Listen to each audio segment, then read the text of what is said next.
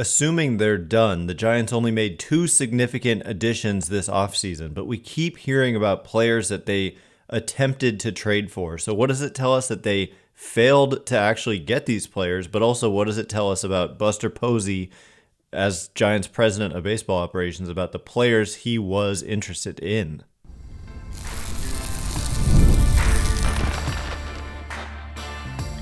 You are Locked On Giants, your daily San Francisco Giants podcast. Part of the Locked On Podcast Network, your team every day. Hello and welcome to Locked On Giants, part of the Locked On Podcast Network, where it's your team every day.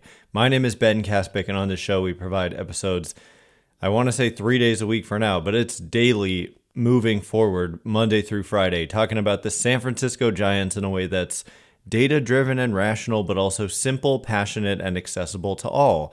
I'm a former contributor for the baseball statistics and analysis websites Beyond the Box Score and Rotographs. I've been podcasting about the Giants since 2015, hosting this show since prior to the 2019 season, and I'm a lifelong Giants fan. Thank you for making Locked On Giants your first listen every day. We're free and available wherever you get your podcasts, including YouTube. So check us out there if you haven't already, and please just hit that subscribe button wherever it is that you're following the show. Today's episode is brought to you by FanDuel. Right now, new FanDuel customers can get $150 in bonus bets if your first $5 bet wins. Download the app or head to FanDuel.com to get started. And where we get started is by discussing yet another player that the Giants reportedly tried to acquire in a trade this offseason. So add Luis Castillo, who started his career with the Giants and ended up getting dealt in the fateful Casey McGee trade. But even then, he was shipped out of Miami and then became a really good pitcher with the Reds eventually, and then was traded to the Mariners. And the Giants reportedly, according to Susan Slusser, tried to acquire him this offseason. So add that to the list of players, like I said, that they reportedly tried to acquire, coming from very reputable sources. Andrew Baggerly reported earlier in the offseason that the Giants made legitimate attempts, something along those lines is exactly what he said, to acquire Kyle Tucker, one of the best players in baseball, and Garrett Crochet, one of the best pitchers in baseball. And Ken Rosenthal, very legit reporter, says they tried to acquire Luis Robert. And now we have Susan Slusser, who reported on February 21st, so a week ago, that the Giants tried to acquire right-handed pitcher Luis Castillo. So Slusser wrote, quote, "Two sources told the Chronicle that the Giants spent about 2 weeks talking to the Mariners about a trade involving starting pitcher Luis Castillo this winter, but the asking price wound up being a little too high for San Francisco's taste. Bryce Eldridge was a player Seattle wanted to draft 2 years ago. Too bad for you. But the Giants snatched him with the 16th overall pick. The 6'7" first baseman is in camp as a non-roster player and has a shot to be called up this season. The Giants weren't entertaining offers for him. Castillo remains in Seattle's rotation, but he might be a trade target again. He has 2 more years and $48 million left on his contract. The Mariners have a ton of starters, and they wouldn't mind trimming some payroll. In the meantime, the Giants signed future Hall of Famer Justin Verlander while hanging on to their power-hitting 20-year-old. So there's no doubt in my mind, that's end quote, by the way, that you'd rather have Justin Verlander and Bryce Eldridge plus spending $15 million than Luis Castillo for $24 million a year minus Bryce Eldridge. Like, that would make absolutely no sense.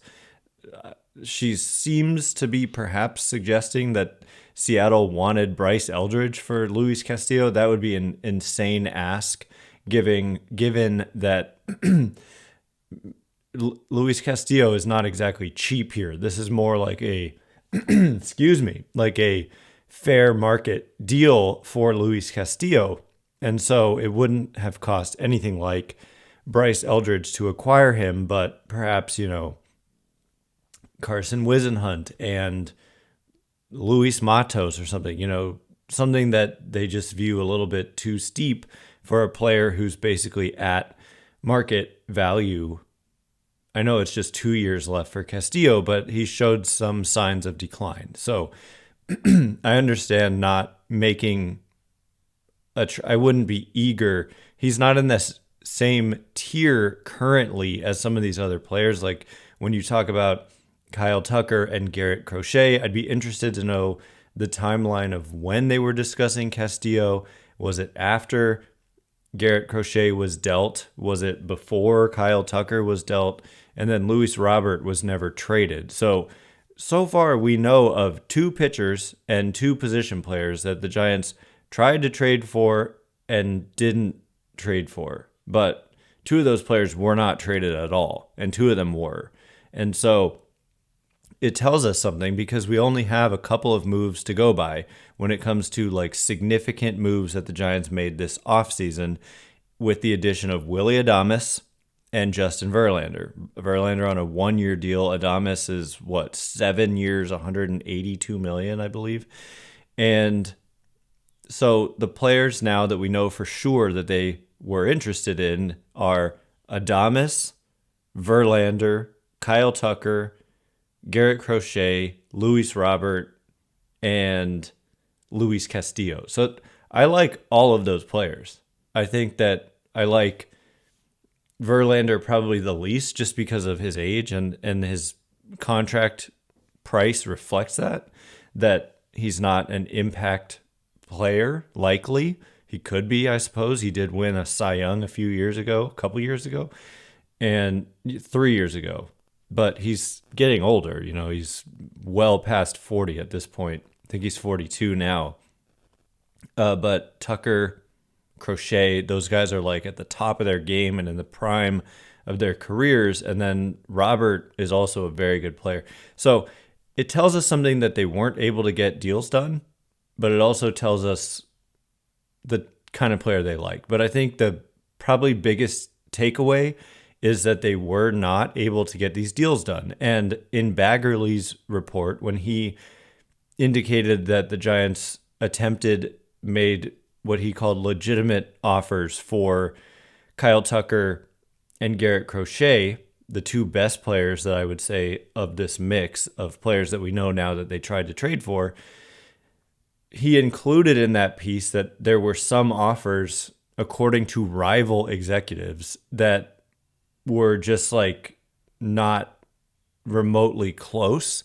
And so it kind of shows the inexperience of Buster Posey as a president of baseball operations and Zack Minasian as a general manager. Neither of these guys have that top front office experience. And so it shows something that, we have a legitimate report that rival executives viewed some of their offers as just non-starters completely, and that just the fact that they weren't able to get any significant trades done, despite what is now 4 significant players that they have tried to acquire this offseason. And 2 of those players are still out there. So it's, like Slusser said, he could be a target again, but in the rotation, I feel like one addition was kind of all that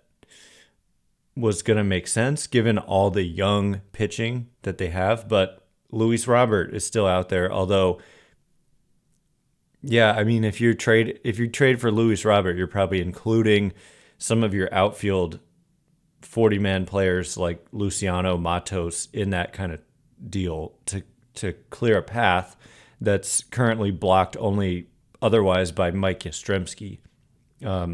Robert plays center and plays it well, and they have Jung-Hoo Lee, but never hurts to have like another center fielder on your roster playing a corner spot.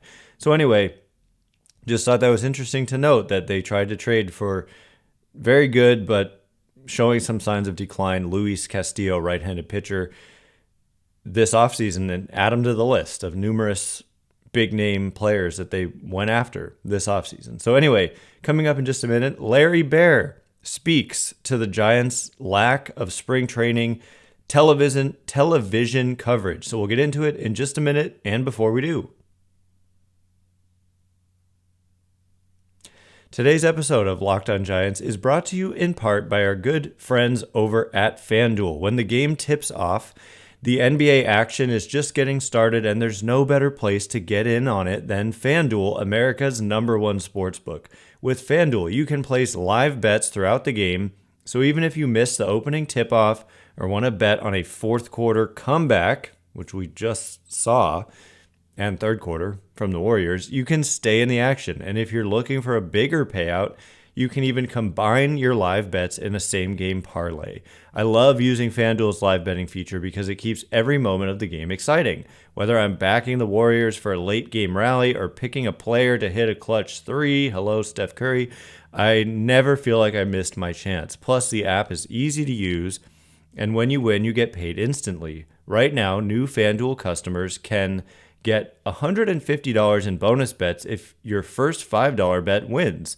Just visit FanDuel.com to join today. That's FanDuel.com for your shot at $150 in bonus bets. Make every moment more with FanDuel, the official sports betting partner of the NBA.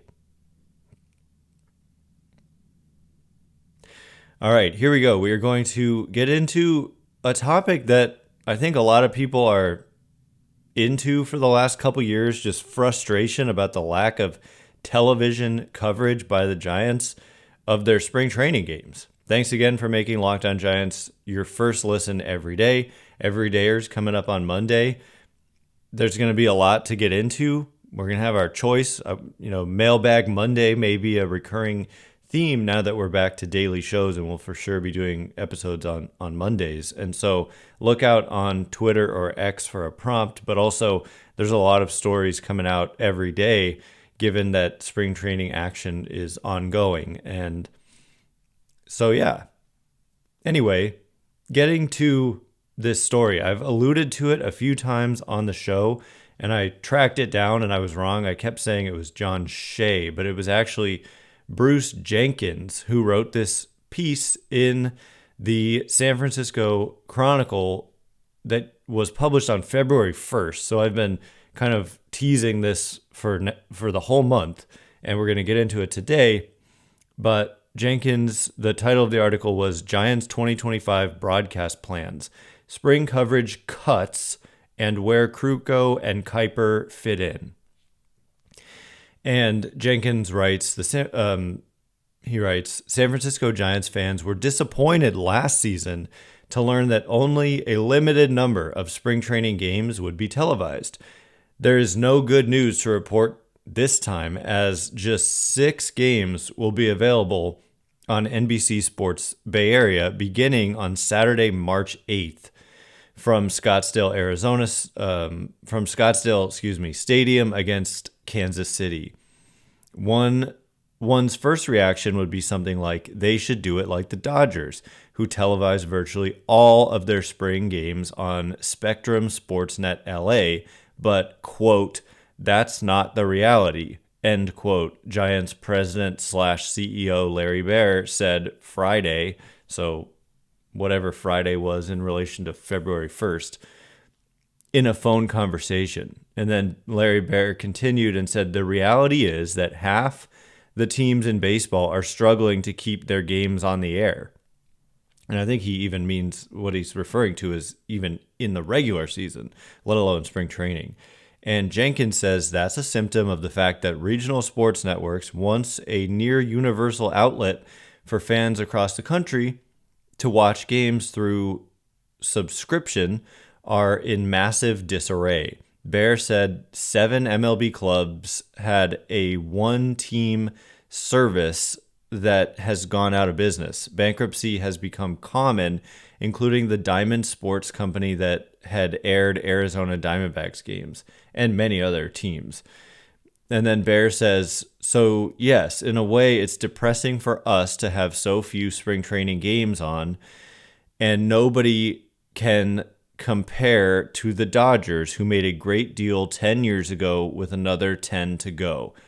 I'm going to pause right there and give some context to what he's saying. He's talking about the Dodgers television deal, which is something that everybody should know about, because according to Fangraphs, which is the only place that, well, I read this, they published this in 2020, 2020, and I remember reading it and being astonished because I didn't know this, but the Dodgers television deal, according to Fangraphs, and they have like links to the sources that give the terms of the deal, pays them $239 million a year. And so when you look at their payroll and you look at, wow, they're spending so much more than the Giants, they are literally taking in $239 million a year, and that was in 2020 revenue. And I think it goes up every year, from what I understand. The next closest team is $100 million behind them, $101 million behind them, and that's the Angels. And strangely, the White Sox are third, followed by the Yankees. And I don't know if I read the part yet where Bear said they made a great deal 10 years ago with 10 to go. But the deal started in 2014. It was a 25-year deal worth $8.35 billion. And it ends in 2038. And so there's more than 10 years to go. And so that alone, I mean, let me just give you what is shown as the Giants deal. Also a 25-year deal. So the Dodgers was valued at $8.35 billion and started in 2024. $8.35 billion. The Giants 25-year deal valued at $1.75 billion and started in 2008 and ends in 2032. So I guess you could say there's hope on the horizon that they get a better TV deal after 2032, and they'd probably, get something hammered out before the end of 2032. But that pays an estimated $63 million a year versus $239 million a year for the Dodgers. So the Giants are right there with the Tigers and Diamondbacks. The Mets, another like a New York team, their deal is, which started in 2006, which some of these deals that were earlier were lower, and that kind of makes some sense. And like Bear's saying, the Dodgers got a great deal here. But the Mets, a New York team making less than the Giants at a 25-year deal for $1.3 billion. And that's $54 million a year, roughly. And the Yankees, $115 million a year. And it was a 30-year deal valued at $5.7 billion that started in 2013. So anyway, this is the main source of revenue for teams, are TV deals. And so it's very important to look at this and kind of have an understanding of it. So I'll probably link this on Twitter or Blue Sky so you can see it for yourself. But anyway, I just want to continue with what Bear was saying. I mean, he's right. If you look at these numbers, Dodgers are making $100 million more than anybody else from TV revenue. So it's not just an excuse. They're making, what is that, 200-ish million more than the Giants? Not quite, but $180 million more per year than the Giants just from TV revenue. So anyway, he goes, nobody can compete with the Dodgers. We're happy to have a good partnership with NBC Sports Bay Area, and they're facing the economic reality as well. When you have a 1 p.m. spring game and you don't get much in the way of audience, sponsors, or ratings, it becomes a losing proposition. But we're very secure once the season starts. So ultimately, he's saying we're making the decision not to proceed, the Giants and NBC Sports Bay Area, making the decision not to go ahead because they're just going to lose money on it. And that's the thing. They're not willing to lose that money to appease the fans that really do want to watch. So anyway, Jenkins continues, just to kind of summarize, because there's some other points in here that are worth pointing out.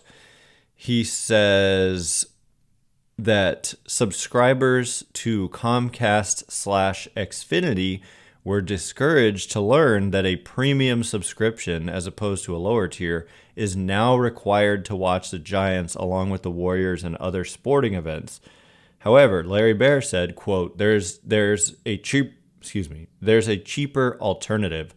All of our regular season games, well, not all but the nationally televised ones, will be streamed on YouTube TV and Hulu, and those subscriptions cost considerably less. I'm a cord cutter myself. This is Ben speaking, not Bear. And yeah, I mean, I don't pay for Comcast / Xfinity, and he's right that the streaming options cost less.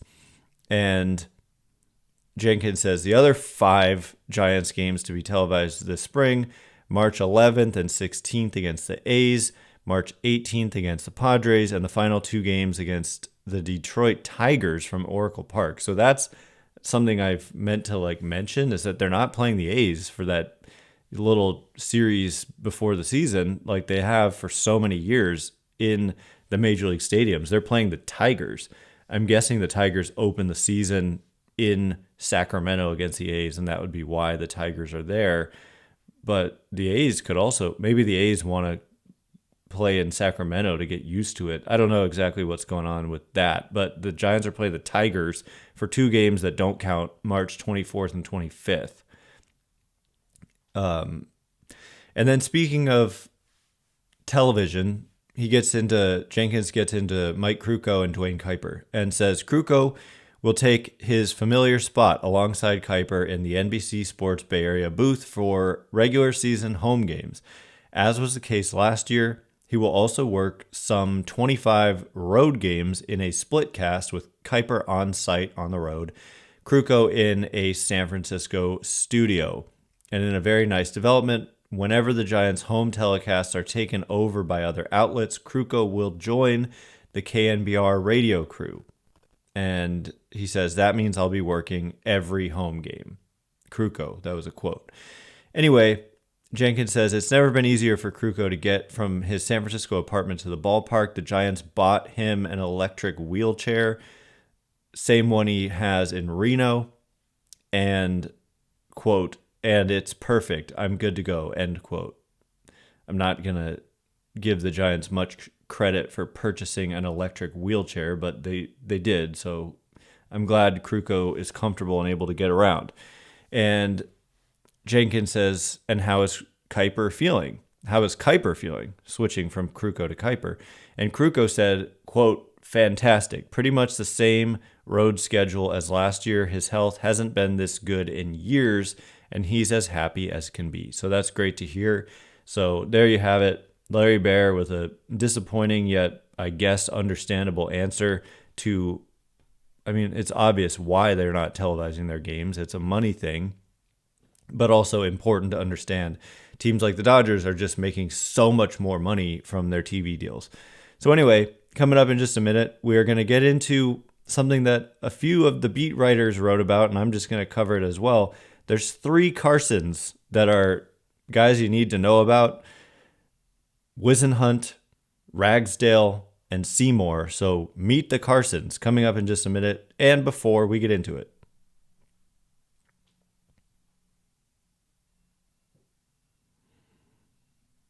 All right, as promised, it's Meet the Carsons time here on the show. Thanks again for making Locked On Giants your first listen every day. Everydayers, big news. We're back to Monday through Friday starting next week. So we'll be daily with you throughout the season and into December. So yeah, your team every day taking on its full meaning starting on Monday.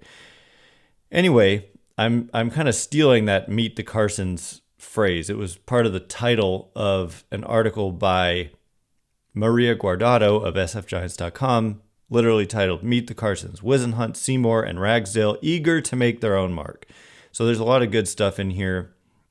And the first sentence, or paragraph, I should say, is one is a left-hander from North Carolina with a world-class changeup. Another is a hard-throwing right-hander from Southern California whose diet consists almost entirely of meat The third is a 6'8" Floridian who is known for his knee-buckling curveball and general affability.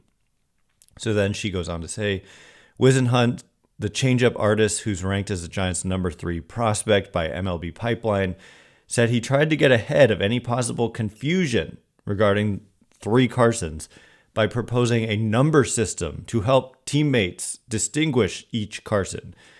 And then Whisenhunt said, we've numbered ourselves 1, 2, and 3. That way we know.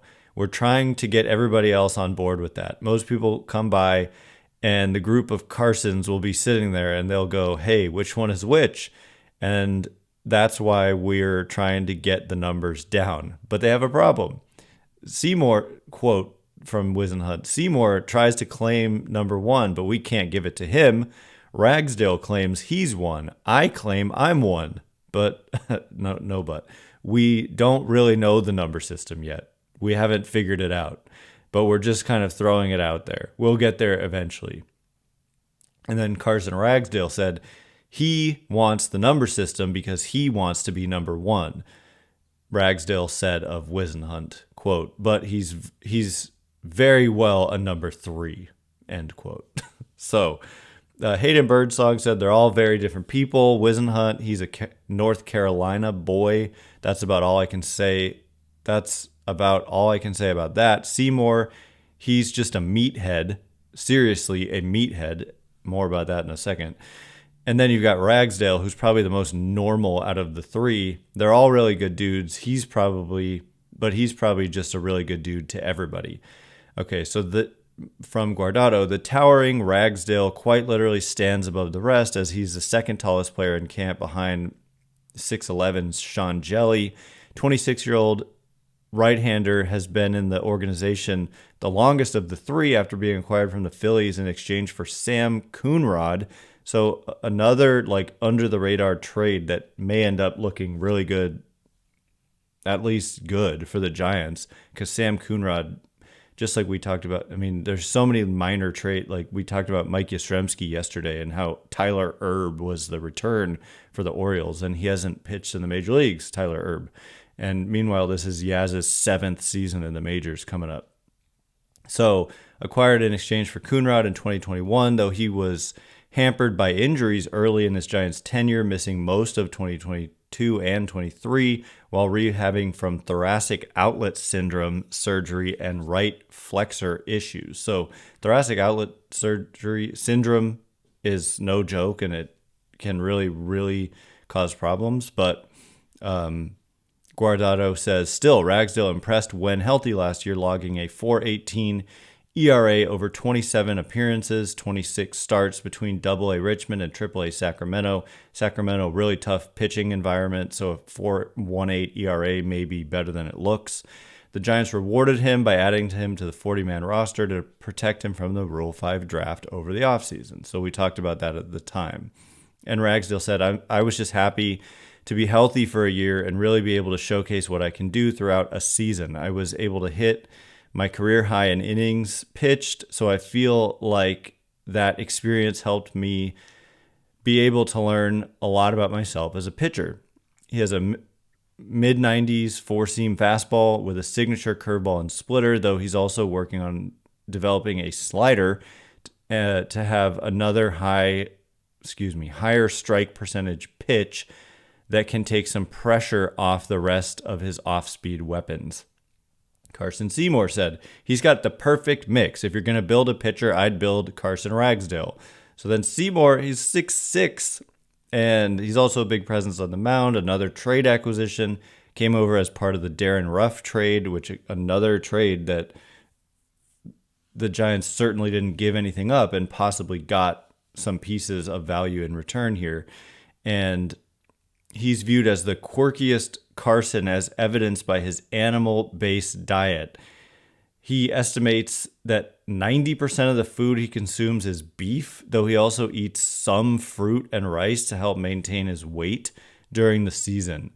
He's Giants' number 23 prospect, and he adopted the meat-forward diet shortly after he was selected by the Mets in the draft in 2021 because he wanted to slim down after his weight creeped up to around 280 pounds in college. So I'm not going to get into the details here, but it says at one point he experimented with eating organ meat, and he was eating raw things that you don't want to know from calves. Raw calf organs, raw. Like, oh my gosh, I can't even. Okay, so yeah, Whisenhunt said, Seymour, he's interesting. You never really know what you're going to get with him. He still takes freeze-dried organ supplements each morning, though he eats plenty of steaks and ground beef patties to try to hit his goal of 3 pounds of meat per day. Lovely. He happened to be at the grill when he missed a call from Giants Director of Player Development Kyle Haynes in November, telling him that he was added to the 40-man roster, also to protect him from the Rule 5 draft. So anyway, lastly, Whisenhunt. He is definitely the most highly touted of the group, and Guardado says that here, quickly emerging as one of the Giants' top pitching prospects after being taken in the second round in the 2022 draft. Shot all the way to Double-A in his first pro season in 23, experienced a setback after suffering a season-ending elbow injury that summer. Still, Whisenhunt managed to avoid surgery and return to the mound last year, had a 5.17 ERA in 27 starts in Sacramento. Again, that is the league where pitching is really tough, so that ERA looks higher than it kind of is in a sense. Like, it's tough to pitch in that league. It's the PCL. And his money pitch is an 80 grade changeup, the highest grade it can receive from scouts. But he's also working on rounding out his arsenal by adding a new slider this spring. And he says, or Bob Melvin says, I think he's a high-end starter that we look to down the road. But as we sit here now, Landon Roop wasn't even going to pitch for us in spring last year. He was here in camp to get the experience, and the next thing you know, he makes the team out of spring training. So performance obviously plays. Alex Pavlovich also wrote about these three Carsons, and he said about Whisenhunt that Whisenhunt never lost sleep about his numbers, that ERA I was referring to. His main focus last year was on sharpening his repertoire, and he made a notable change, ditching his curveball and turning to a slider as his third pitch. With one of the best changeups in the minors, perhaps even the majors, I would say, based on what I've read, and a firm fastball, Whisenhunt has the weapons to pitch out of the big league bullpen right now, but the Giants view him as a key part of their rotation long term, so he'll need that third pitch. Quote from Whisenhunt, the changeup has been a key to my entire arsenal, but the big thing we talked about at the end of last year was let's find a good third pitch because the curve wasn't consistent enough. We went to the slider and I'm consistent with it. I feel good enough right now to where I can throw it and save the changeup for later in counts or in games, end quote. So Whisenhunt is the guy to be most excited about, potentially a really good pitching prospect. We'll see. I've heard scouts have said he could be like a Devin Williams type with that changeup out of the bullpen. So we'll see what happens. And if he makes a team, like Melvin said, happened with Roop, even though there wasn't the plan for that. But anyway, that is all the time we have for today. Thanks again for making Locked On Giants your first listen today. For your second listen, find Locked On MLB. Baseball guru Sully brings a daily blend of humor and baseball, keeping you updated on every rumor and story throughout the offseason. Find Locked On MLB on YouTube or wherever you listen to podcasts. Once again, I'm Ben Caspick. Check me out on Twitter or X or Blue Sky at Ben Caspick, Kaspick. If you like this show, please consider rating it or leaving a review. It helps me out so much. So thank you in advance, and thanks to everyone who's done so already. Have a great weekend. I cannot wait to be with you again on Monday. Thanks again for listening. You are now Locked On Giants.